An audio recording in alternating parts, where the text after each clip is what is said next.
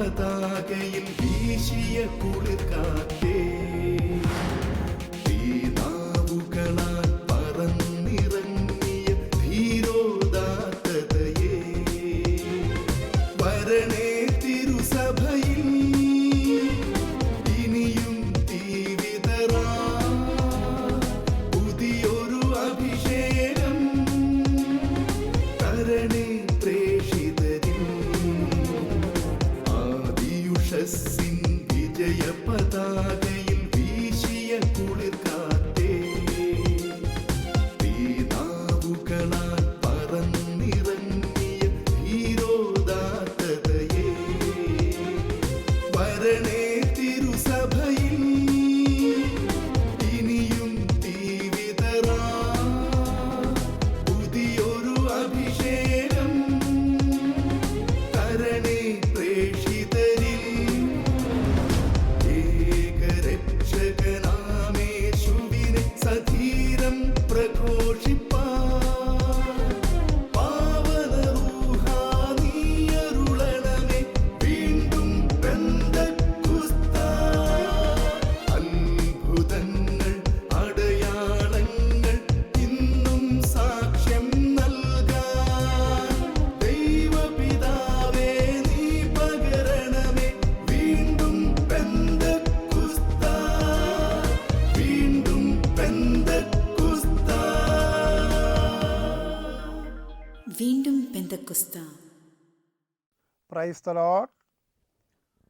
അപ്പസ്തോല പ്രവർത്തനങ്ങളുടെ 13-ാം അധ്യായം അതിൻ്റെ 2-ാമത്തെ തിരുവചനം പറയുന്നു, അവർ കർത്താവിനെ ശുശ്രൂഷ ചെയ്തും ഉപവസിച്ചും കഴിയവേ പരിശുദ്ധാത്മാവ് അവരോട് പറഞ്ഞു, ബർന്നബാസിനെയും സാവൂളിനെയും ഞാൻ വിളിച്ചിരിക്കുന്ന ജോലിക്കായി എനിക്കായി മാറ്റി നിർത്തുക.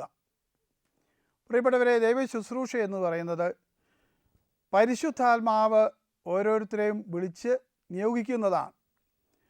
അപ്പോൾ ഇതിൻ്റെ ഗൗരവം ഈ വചനത്തിലൂടെ നമുക്കെല്ലാം ബോധ്യമാവും. 2003 മുതൽ ഞാൻ ചെയ്യുന്ന ഒരു ശുശ്രൂഷയാണ് തെരുവുകളിൽ പോയി സുവിശേഷം പ്രസംഗിക്കുക. എന്നാൽ ഒരു 3 വർഷങ്ങൾക്ക് മുമ്പ് എനിക്കൊരു മടുപ്പുണ്ടായി.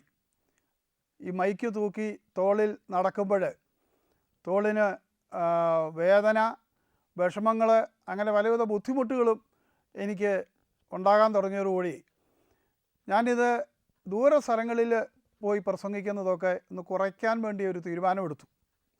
പിന്നീട് എനിക്കൊരു ചിന്ത വന്നു, ഇത് ദൈവത്തിൻ്റെ പദ്ധതിയാണോ, പ്ലാനാണോ, എൻ്റെ തീരുമാനം ശരിയാണോ? അങ്ങനെ ഇരിക്കെ വരങ്ങളും ദാനങ്ങളും ഫലങ്ങളും ഉള്ള ഒരു കൃപയുള്ള ഒരു അച്ഛനെ കണ്ടുമുട്ടാനിടയായി. ഞാൻ അച്ഛനോട് പറഞ്ഞു, അച്ഛാ എനിക്ക് വേണ്ടി ഇത് പ്രാർത്ഥിക്കുക. ഞാനൊന്നും ഷെയർ ചെയ്തില്ല. അച്ഛനെൻ്റെ തലയെ കൈവച്ചു പ്രാർത്ഥിച്ചിട്ട് പറഞ്ഞു, ചെയ്തുകൊണ്ടിരിക്കുന്ന ശുശ്രൂഷയിൽ പുറകോട്ട് പോകാൻ പാടില്ല. സാധാരണ പള്ളിപ്പെരുന്നാളിന് അൽമായരെ വിളിക്കുന്ന പതിവില്ല. പ്രത്യേകിച്ച് പ്രദർശനം ഉള്ള ദിവസം, അന്ന് പന്തൽ പ്രസംഗം, അതിന് ഒരിക്കലും അൽമായരെ വിളിക്കാറില്ല. എന്നാൽ വയനാട് ജില്ലയിലെ മരക്കടവെന്ന് പറഞ്ഞ സ്ഥലത്ത് അവിടെ പള്ളിപ്പെരുന്നാളിന് പന്തൽ പ്രസംഗത്തിന് എന്നെ വിളിച്ചു. ഞാൻ ആദ്യം ഒരു ടോക്ക് തയ്യാറാക്കി. എനിക്കത് ഒരു തൃപ്തി തോന്നിയില്ല. വീണ്ടും ഒരു ടോക്ക് തയ്യാറാക്കി. അതും എനിക്ക് വേണ്ടത്ര തൃപ്തി തോന്നിയില്ല. പിന്നീട് ഞാൻ ചെയ്തത് എന്താണെന്നറിയാമോ? എൻ്റെ നാവിനെ ഞാൻ പരിശുദ്ധാത്മാവിന് ഇട്ടുകൊടുത്തു. പരിശുദ്ധാത്മാവേ, ആ ജനത്തിന് ആവശ്യമുള്ളത് അങ്ങ് എൻ്റെ നാവിലൂടെ കൊടുക്കണേ, ഇത് പറഞ്ഞ് പ്രാർത്ഥിച്ചുകൊണ്ടിരുന്നു. അങ്ങനെ ഈ ദിവസം എത്തി.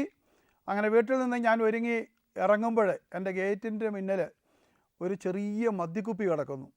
അപ്പോൾ എൻ്റെ ഉള്ളിൽ ശക്തമായ പ്രചോദനം, ഇതെടുത്ത് ബാഗിലിടുക. ഞാനതെടുത്ത് ബാഗിലിട്ടു. ഇതുമായിട്ടാണ് ഞാൻ അവിടെ പോകുന്നത്. അപ്പോൾ അവിടെ ചെന്ന് ഞാൻ പള്ളിയിലിരുന്ന് പ്രാർത്ഥിച്ചുകൊണ്ടിരിക്കുമ്പോൾ പരിശുദ്ധാത്മാവ് എനിക്ക് ശക്തമായ പ്രചോദനം തന്നു, മദ്യത്തെക്കുറിച്ച് നന്നായിട്ട് പ്രസംഗിക്കണമെന്ന്. പ്രിയപ്പെട്ടവരെ, ഞാനവിടെ പ്രസംഗം തുടങ്ങിയത് തന്നെ വീട്ടിൽ നിന്ന് ഇറങ്ങിയപ്പോഴുണ്ടായ സംഭവം പറഞ്ഞുകൊണ്ട്, ആ കുപ്പി കാണിച്ചുകൊണ്ടാണ്. ഞാൻ അവരോട് ചോദിച്ചു, ഈ മദ്യക്കുപ്പിയിൽ എഴുതിയിട്ടുണ്ട് മദ്യപാനം ആരോഗ്യത്തിന് ഹാനികരം.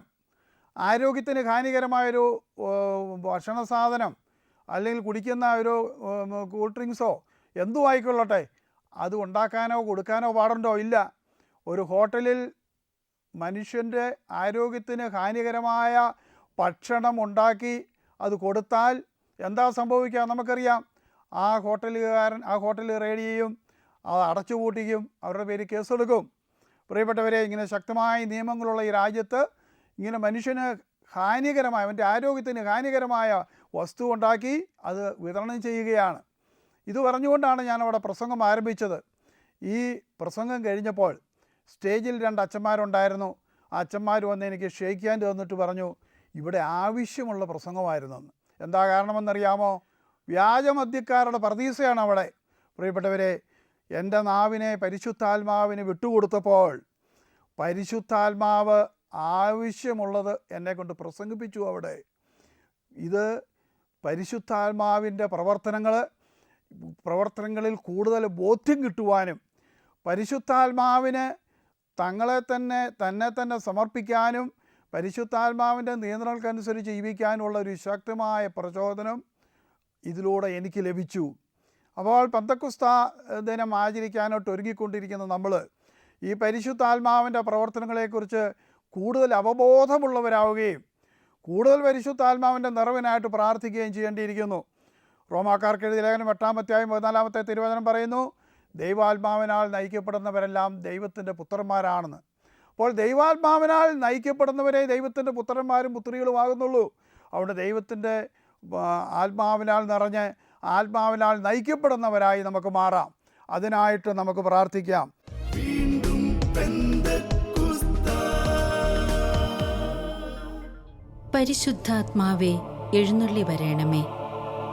അങ്ങേ ഇഷ്ടദാസിയായ പരിശുദ്ധ മറിയത്തിൻ്റെ ശക്തമായ മാധ്യസ്ഥതയാൽ തിരുസഭയിലേക്ക് അഗ്നിനാവുകളായി വീണ്ടും വന്നു നിറയണമേ. കർത്താവിൻ്റെ 2ാം വരവിനായി ലോകത്തെ ഒരുക്കുവാൻ സഭയെ ബലപ്പെടുത്തിയാലും അങ്ങ് എല്ലാം കാണുന്നുണ്ടെന്ന ദൈവഭയത്താൽ ഞങ്ങളെ നിറയ്ക്കണമേ.